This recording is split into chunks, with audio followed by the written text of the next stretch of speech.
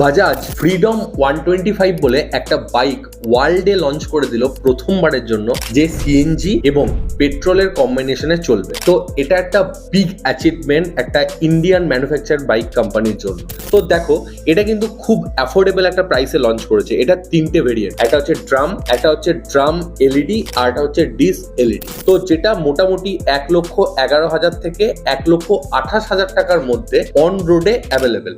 এবার এর যদি আমরা কিছু ডিটেল স্পেসিফিকেশনের দিকে চলে আসি, তাহলে কিন্তু এখানে আমরা দেখতে পাবো যে এটা একটা 125 সিসির ইঞ্জিন, যেটা 9.3 বিএইচপি পাওয়ার প্রডিউস করে। কিন্তু বাইকটা যেহেতু ইউনিক, এখানে আমরা সিএনজি এবং পেট্রোল এই দুটো গ্যাস এবং ফুয়েলের একটা কম্বিনেশন দেখতে পাচ্ছি। পেট্রোলেও 2 লিটার এবং সিএনজিতে কিন্তু 2 কেজির ক্যাপাসিটি রয়েছে। এটা মোটামুটি ধরতে পারো যে 300-র কাছাকাছি ওভারঅল কিন্তু মাইলেজ তোমাকে দিয়ে দেবেই। বাকি এই নিউ লঞ্চ সম্বন্ধে আরো ডিটেলস জানতে চাও কিনা সেটা কিন্তু কমেন্ট করতে